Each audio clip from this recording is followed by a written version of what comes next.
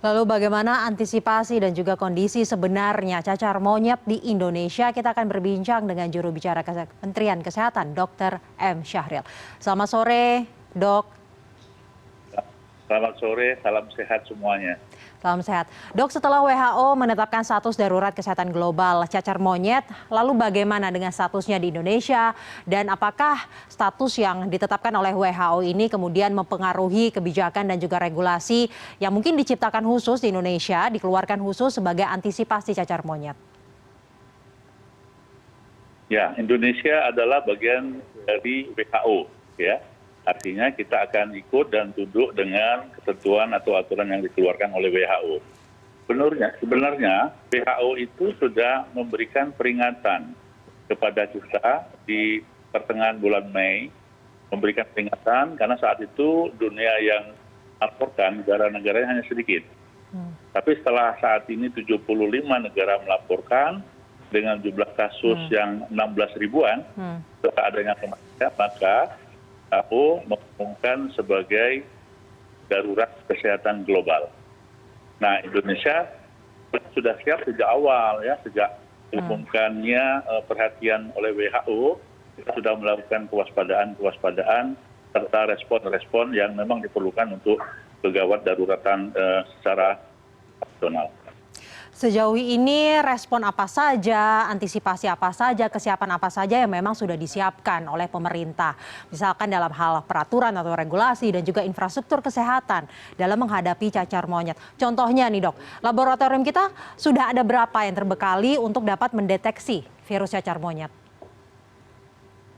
Oke, kita ada dua global diaturnya, yaitu kewaspadaan internasional atau kewaspadaan global.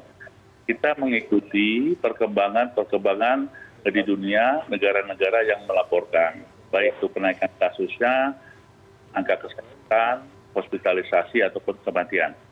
Yang kedua,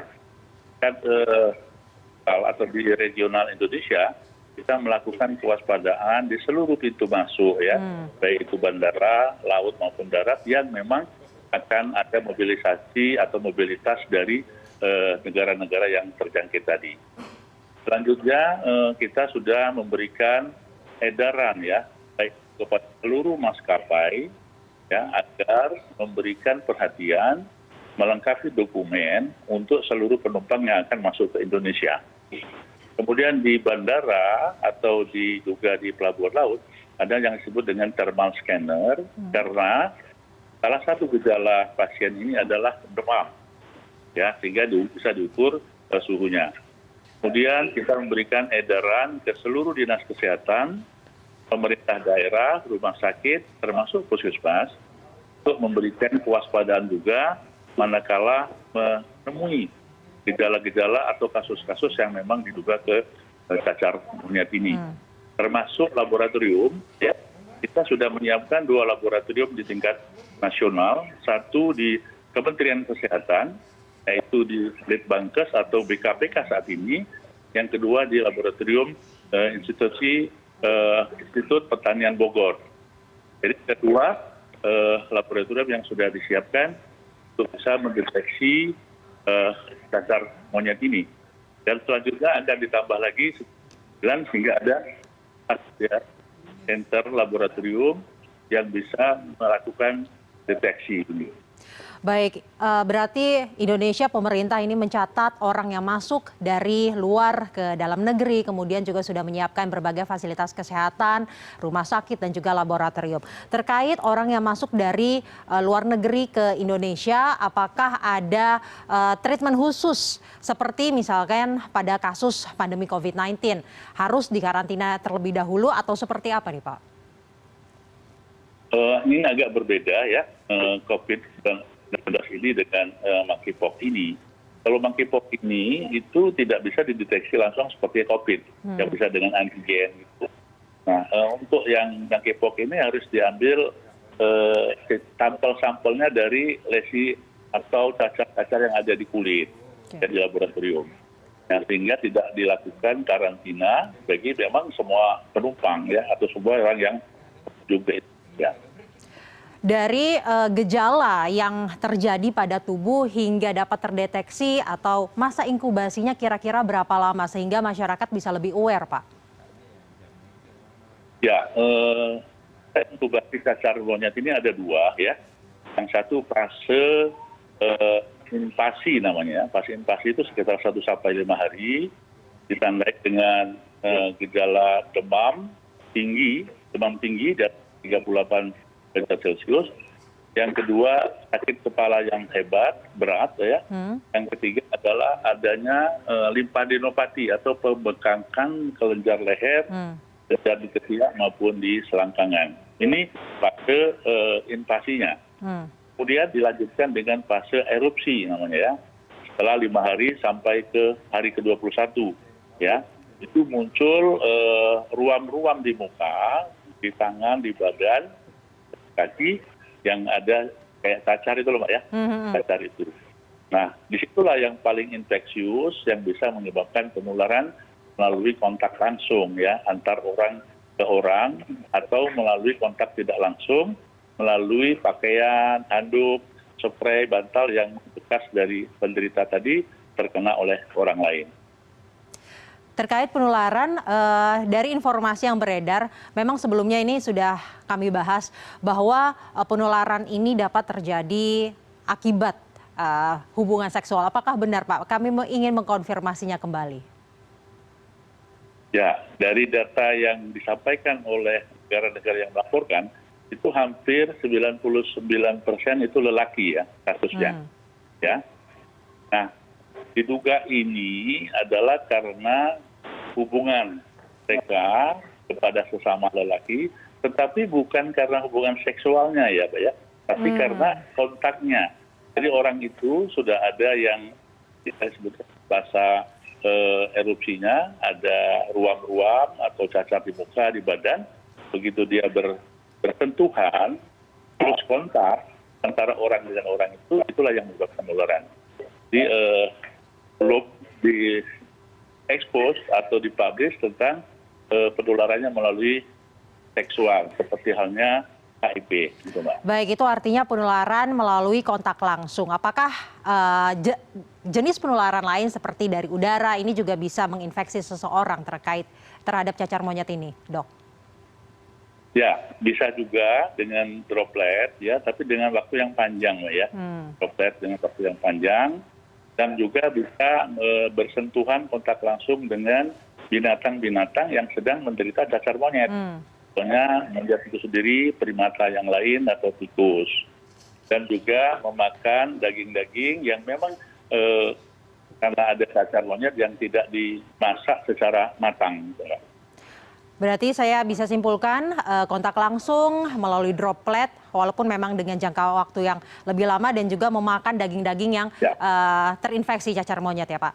Kemudian saya ingin ke bagaimana kondisi cacar monyet di Indonesia. Apakah benar belum ada yang terdeteksi cacar monyet di Indonesia? Atau memang sudah ada yang dikhawatirkan gitu Pak, yang diduga? Jadi sampai hari ini belum ada kasus yang positif ya, konfirmasi namanya itu cacar monyet. Ada 9 orang yang dulu diduga di awal bulan Juni sampai dengan akhir bulan Juni, tetapi setelah dilakukan investigasi, pemeriksaan laboratorium, dan dilakukan pemeriksaan yang lain, ternyata ke-9 itu negatif, tidak ditemukan cacar monyet di dalam usapan sampel dari cacarnya yang ada. Jadi dia hanya cacar air yang selama ini kita kenal. Bapak, jika ada yang terkonfirmasi positif terinfeksi cacar monyet, apakah butuh perawatan khusus seperti pandemi COVID-19? Karena kita hingga saat ini masih dalam pandemi COVID-19, Pak. Ya, memang ini agak berbeda ya dengan COVID. Kalau ini tetap ada di isolasi namanya. Tapi berbeda kalau di rumah sakit itu isolasi di ruangan bertekanan negatif ya. Tapi kalau untuk cacar monyet ini cukup di ruangan isolasi. Yang penting dia terpisah dari yang lain. Nah, masuk di rumah sakit tergantung berat ringannya ya. Kalau dia hanya ringan, cukup dia diisolasi di rumah. Seperti halnya isolasi mandiri dan terpisah dari keluarganya agar tidak terjadi kontak langsung. Baik, kemudian untuk pencegahannya seperti apa? Pemerintah terus menggalakkan bahwa protokol kesehatan yang selama ini sudah dijalankan sebenarnya ampuh untuk mencegah penularan. Seberapa efektif nih untuk mencegah penularan cacar monyet karena kan tidak hanya dari droplet kan, dari kontak langsung dan juga memakan daging yang terinfeksi, Pak.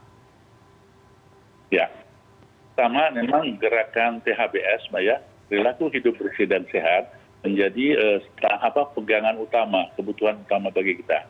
Yang kedua, prokes. Kalau prokes ini bukan hanya untuk COVID, tapi seluruh penyakit menular. Itu bisa kita cegah dengan itu.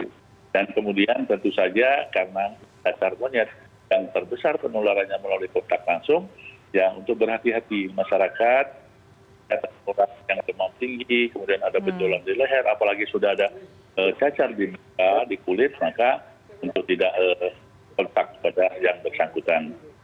Baik Bapak, terakhir himbauan untuk masyarakat Pak, karena cacar monyet saat ini sudah ditetapkan sebagai darurat, wabah darurat internasional oleh WHO.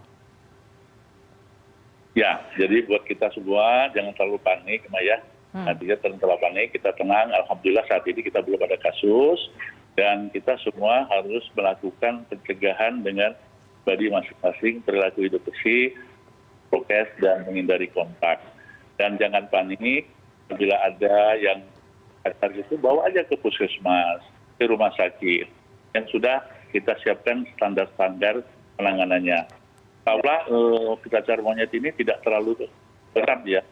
Nah, bahkan tadi disampaikan dia bisa sembuh sendiri ya kalau dia masih tetapi kita tetap diberikan pengobatan manakala ada efek samping atau infeksi sekunder ataupun kepada pasien yang punya komorbid.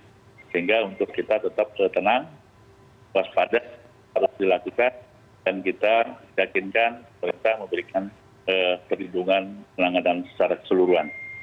Baik, juru bicara Kementerian Kesehatan Republik Indonesia, Dr. M. Syahril, terima kasih telah bergabung bersama kami pada malam hari ini di CNN Indonesia Newsroom.